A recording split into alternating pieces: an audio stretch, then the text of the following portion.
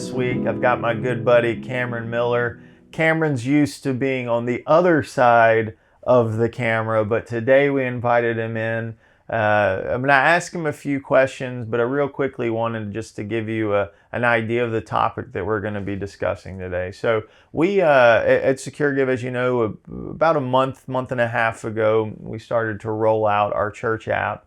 And many of you have responded to it, and we've got a lot of activity with churches starting to come over and use the app. So it's a lot of excitement surrounding that. But we also wanted to just have a conversation about the different things about the church app that add value. And so today the reason we went to Cameron is because Cameron kind of reflects someone that would be using a church app a good bit.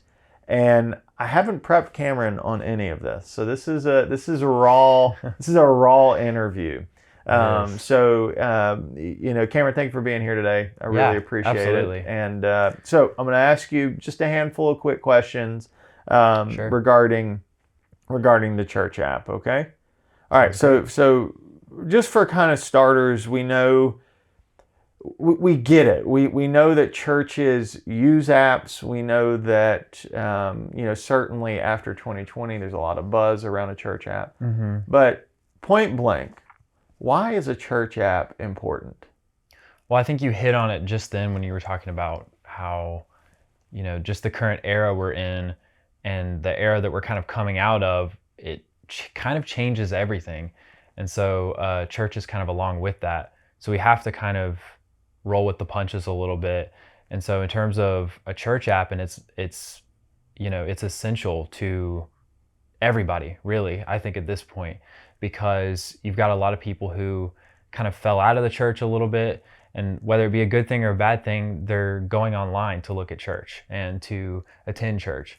And so with that being said, you kind of have to find a new way to adapt to that.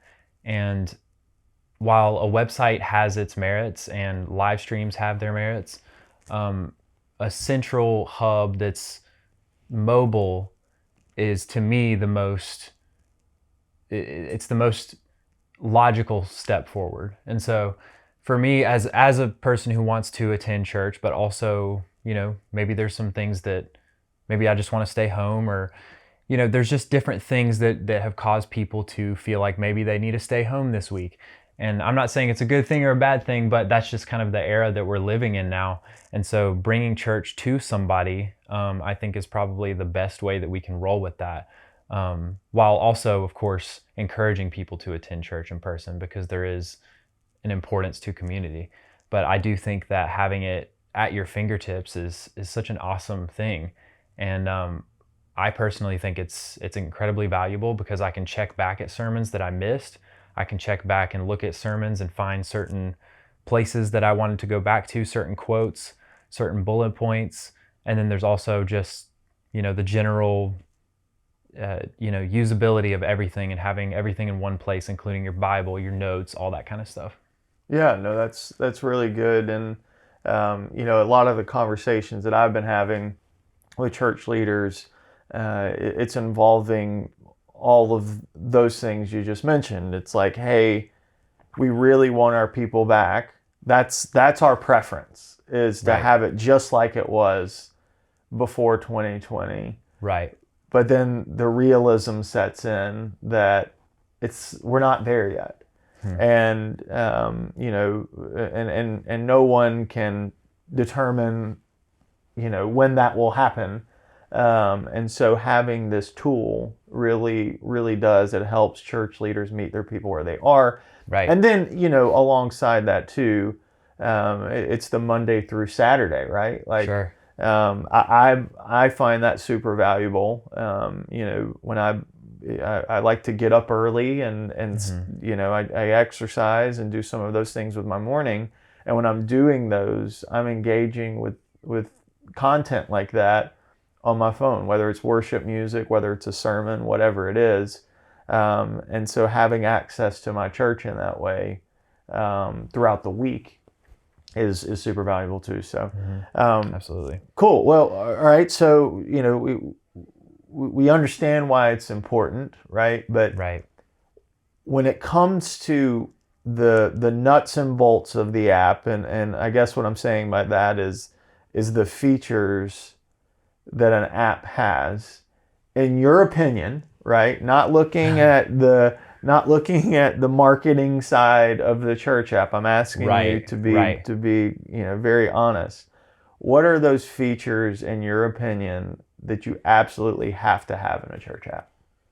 Yeah, I think, like I was just saying, having everything in one place is great. And as you were saying, having it be something that you can refer to throughout the week and not just on Sundays is super important.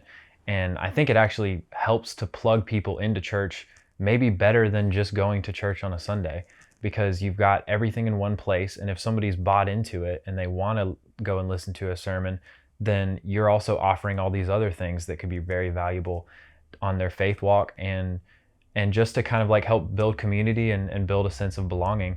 And so I think some of the most important things are, number one, I think sermon series, just having the ability to go back and watch sermons that you missed, or like I said, sermons that maybe you wanted to go back and reference again. And the live streaming functionality is something that I think would be really beneficial to a lot of people, because like I said, you're going on your laptop and watching it, and there's even a certain level of inconvenience to that isn't involved in just pulling out your phone and pulling up a sermon. And so that's super valuable, I think. The Bible is probably another thing that I think is pretty important. Good pick.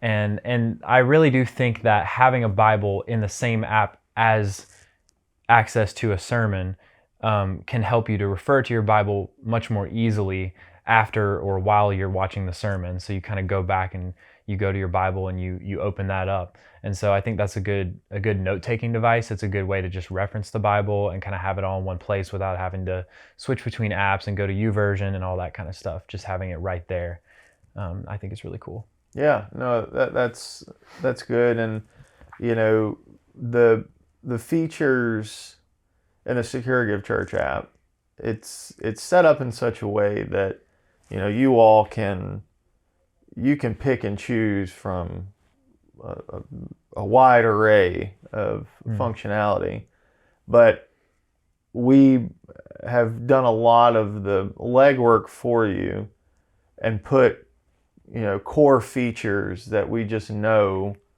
churches will need, and so those things that we have to have: the Bible, the streaming, the Right. live stream. I'd even go as far as to say, having a quality place to register for events, right? Like, Right. I'm looking at, the end of year.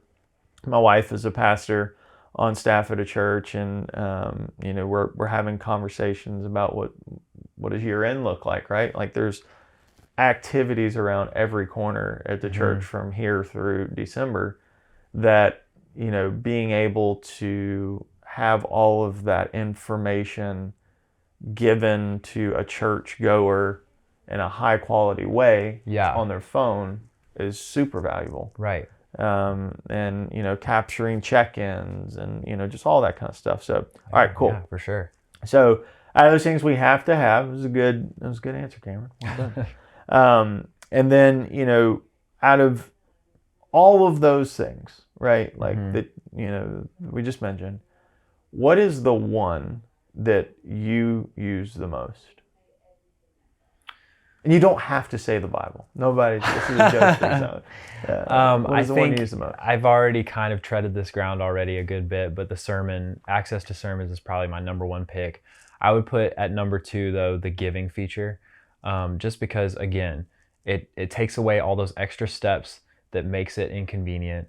You're able to go straight into the app and give to your church, and then you can do it to where it's automated and all that kind of stuff. So there's certain things you can do to just make it easier, and I think that's one of the big things, is just having it right there in the app, especially with Secure Give. I think is really super helpful, and I think that would probably be my number two, because again, pulling out your laptop, going to a kiosk, all those things are not difficult things to do. Again, none of this is really difficult, and it should be a joy to go to church and share in community.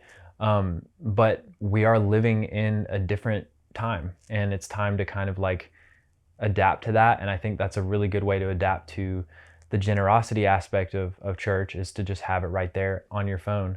And then of course, going out of your way to go to church is not going to happen for those people who are less motivated unless they already have a foundation. And so I think with a church app, that's going to give a lot of people a foundation to stand on, and for them to actually for you to actually build intrigue for congregants and for new churchgoers who may not be sold in on it yet. Yeah, no, that's very good and very true. And I, just kind of to wrap all this up, we've been discussing here, what a person's experience is like, once they get an app, and we've kind of been talking about it in such a way that's to say that the person watching doesn't already have one. I too want to talk just for a second to the folks that do have a church app already with whoever, Sure. Whatever provider.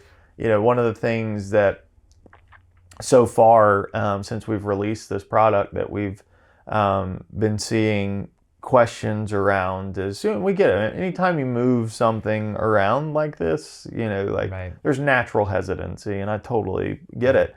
But we've been able to demonstrate to churches the cost savings, and feature parity, and actually a lot of churches are picking up features and saving money. So I would say to any of you out there watching this who you have a church app, at least at the very minimum, let's find out how much money we can save you, right? Like, I don't think there's any harm in that.